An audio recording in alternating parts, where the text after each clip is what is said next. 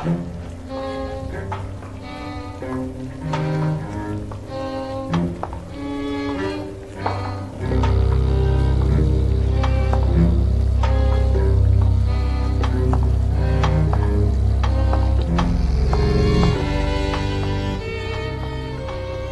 hello, it's you again. So good of you to drop by.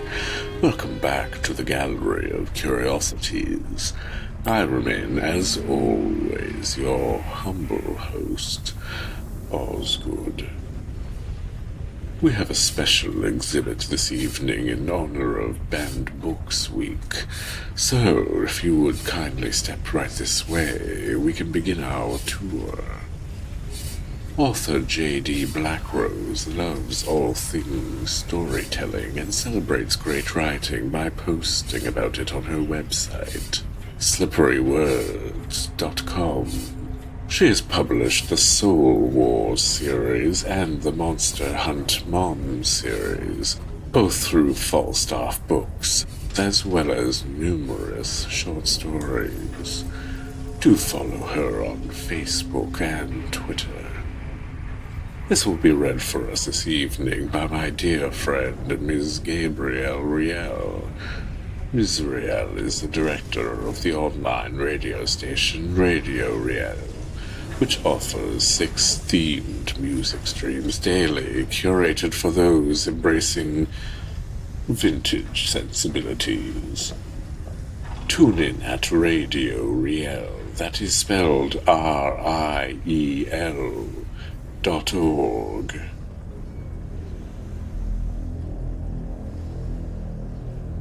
The Book Burning by J.D. Blackrose.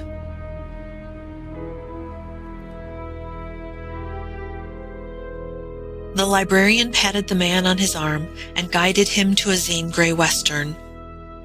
The Frenchman spoke English, and he'd come to the American Library in Paris looking for a little break from the war-ravaged world and a way to practice his English. Next to him was a soldier reading a technical manual on refrigerator repair.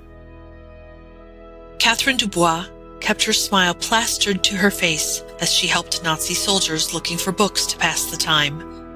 Her colleague, Boris Nechayev, the senior librarian, had been shot in the lung for not raising his hands quickly enough when being arrested. He was alive and in prison, but his fate was a sharp reminder that she couldn't afford to take chances. But neither could she stand aside. The front door creaked, and Catherine bit her lip and pulled her shoulders back. Herr Schneider stalked into the library, the sneer on his face almost enough to make her drop her eyes, but she held fast, meeting his gaze. Behind her, she sensed her assistant Madeline shifting to the right to hide in the stacks, such as they were. The library didn't have the resources it should have, but it was all the beleaguered citizens of Paris had. It was her job to maintain it and keep it open at all costs. Only Countess Clara's relationship with the Vichy Prime Minister Pierre Laval made the library's existence even possible. Countess Clara Longworth de Chambrun, the patron of the library, was born in Ohio, but had married Count Adalbert de Chambrun, and thus had pull. That was the library's saving grace. She didn't advertise her own special, albeit modest talents, which she applied as best she could. Herr Schneider, how can I assist you today? She grimaced as he shot her a disparaging look. No matter how she tried, she'd never get rid of her Marseille accent. I'm delivering this list, madame, and we expect you to follow its directions to the letter. It has come to our attention that this library owns several forbidden books. His upper lip curled in disgust, and he almost spit as he said the word forbidden.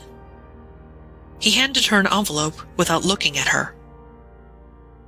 The envelope was unmarked, but the thick linen paper could only come from the Germans.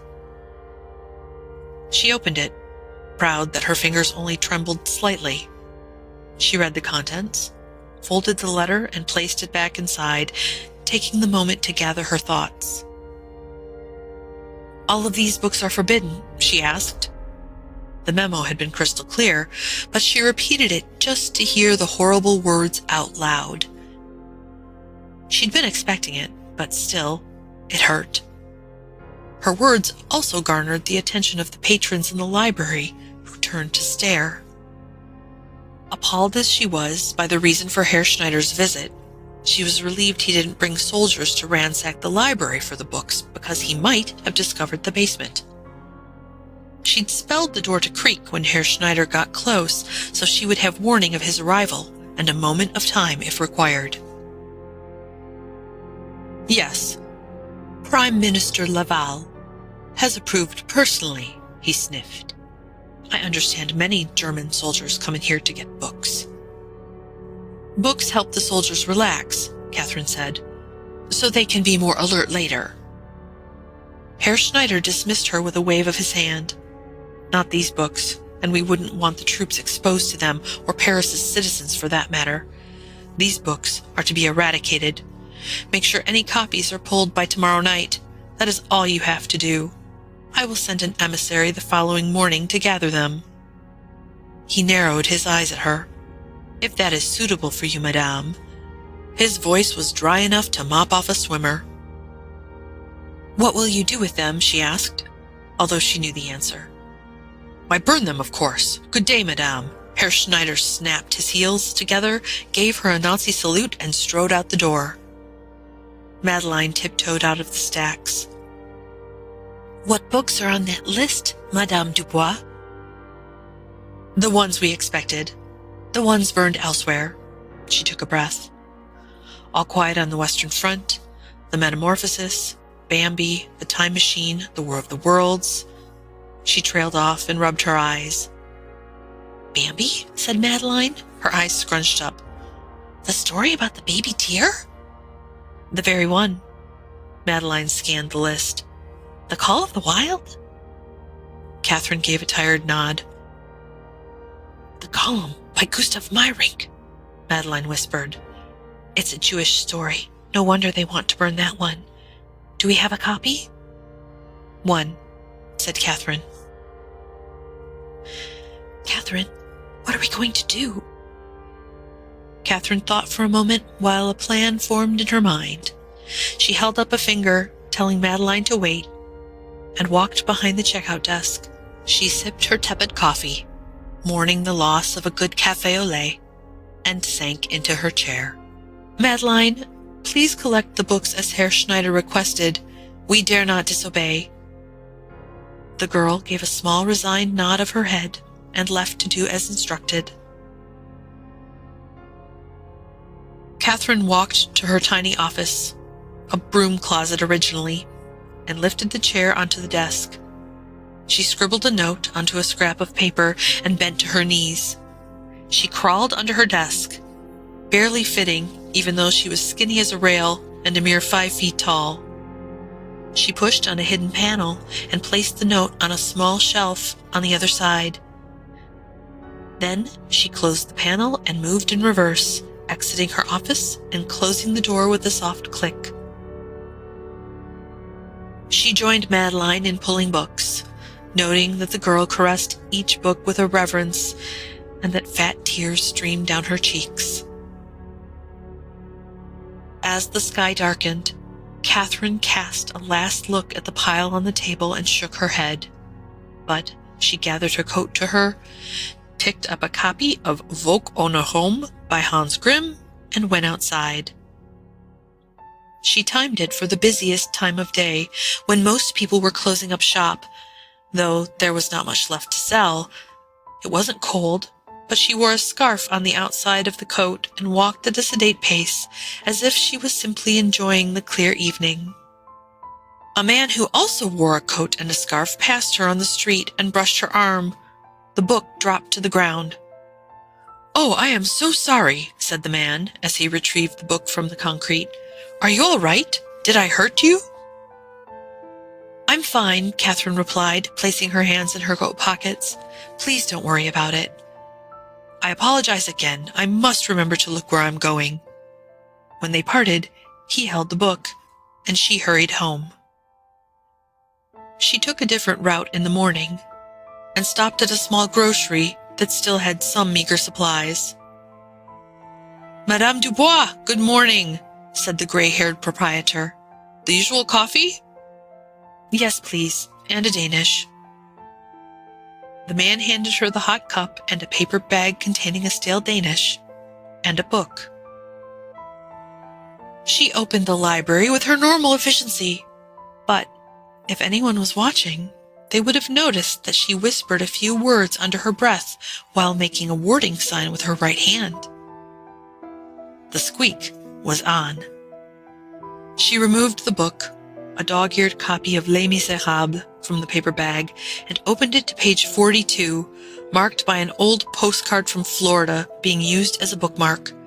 Written on the back of the card was a message saying, "Yes, it is as sunny as you think. You would enjoy it." The only word that mattered was the word yes. So Catherine removed the postcard, tore it into pieces, and threw them in the trash, returning the book to the stacks. She'd asked Madeline to stay home that day, telling the sensitive girl that she didn't need to witness a book burning. Patrons streamed in and out all day, and she helped each one with a smile, but her stomach churned with anxiety. She understood why they came. Books provided a relief from the fear and hunger. Books were precious, and she was about to help burn a whole stack of them. She took a small break in her office and swallowed the hard Danish she'd saved from that morning. Her stomach growled. "Shut up, Tommy. We'll get food tonight." She left her office and went back to work. Just before the library was to close, the door creaked, and Catherine closed her eyes to prepare herself. "Are the books ready?" Herr Schneider's voice boomed through the mostly empty room. The few patrons left scurried out the door as quickly as they could, never noticing that the door moved silently on its hinges when they opened it. "Yes, Herr Schneider, I've piled them there." Catherine pointed to a table straining under the weight of dozens of books. He walked over to them and examined the spines. "No copies of that perversion of literature, the Golem?" "No, sir, we don't own any." "I thought there would be more. I was told that you had a copy of The Sun Also Rises." He turned to her, lifting an eyebrow. "No, sir. You're welcome to look through the stacks. You won't find it here. We may have had it once, but no longer. Probably burned already." For your sake, I hope what you say is true." Giving her one last hard look, he snapped his fingers, and 2 soldiers rolled in a wheelbarrow and shifted the books into it. It took them 2 trips. The Nazis had decided to burn the books in the street in a public display of might. Catherine held still, chin up, as they poured gasoline on top of the books. People gathered to stare at the spectacle, and no one tried to stop the SS officers. Everyone watched, arms crossed tight over their chests, as the soldiers laughed and pulled cigars from their breast pockets. Herr Schneider, smiling broadly, gave one of the officers a signal, and the man took a lit torch to the pile. The fire caught slowly, but eventually it crawled over the hardbacks and paperbacks, and the flames rose in the growing dark. "Look at them go up like matchsticks," one of the SS soldiers said, snickering. "They burn like toilet paper." The soldiers laughed like they could not get enough, and several stepped forward to light their cigars in the blaze. Catherine stepped back 2 paces, so she was out of sight, but could still see the bonfire. She took a deep breath and held both hands up in the air, moving them in a complex pattern while singing in a soft rhythm, repeating the pattern 3 times. As she finished the last round, the bonfire roared to life, flames shooting into the sky in arcs of angry red and yellow. Sparks snapped at the bystanders as if the fire itself was offended at being forced to do this job. The conflagration caught the Nazis by surprise, and those that were standing too close caught on fire. They screamed in pain while everyone else ran for their lives. In the back of the library, a man wore a coat with a scarf. As soon as he saw the signal and heard the resulting chaos, he hurried down a set of old stairs and opened the door to the basement. 7 exhausted, gaunt people, an older man, a middle-aged man and woman, and 4 children ranging in age from 4 to 17, stumbled out into the night air. The older man stumbled, and the man with the scarf caught his elbow. "Thank you," murmured the old man, in Yiddish and then in French. Each family member wore all the clothes they owned, and each had a book tucked into their skirts or shirts, whatever they wore. The 17-year-old secured the copy of The Golem inside his jacket. The man with the coat and scarf urged them forward into a waiting truck and took off into the night. Catherine watched the burning books, smiling.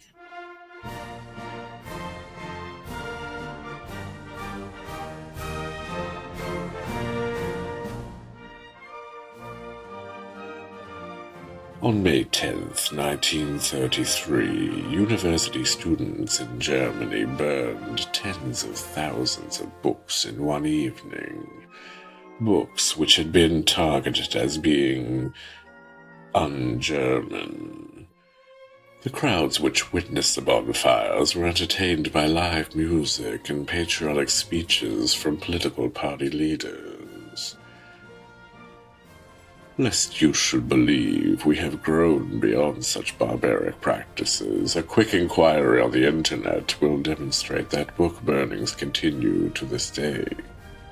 In this decade alone, undigitized works dating back to the medieval period have been lost forever due to library fires set by extremist groups. I have nothing against digital books, of course, but my personal preference is to have a physical copy which I can clutch within my cold, clammy hands.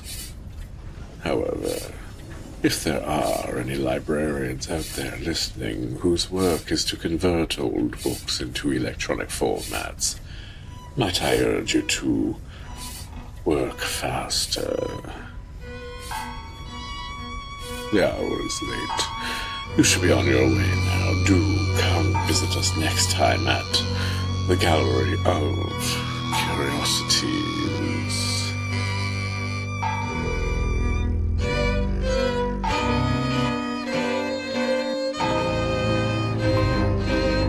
Gallery of Curiosities is produced under a Creative Commons International 4.0 non-commercial attribution, no derivatives license. Story copyrights remain with the authors. Our theme song is Ashes, Ashes by Deus ex Vapore Machina. Don't forget to support your local library and leave stars and reviews for our show. This episode was produced in September of 2019. For full show notes, visit us on the web at gallerycurious.com.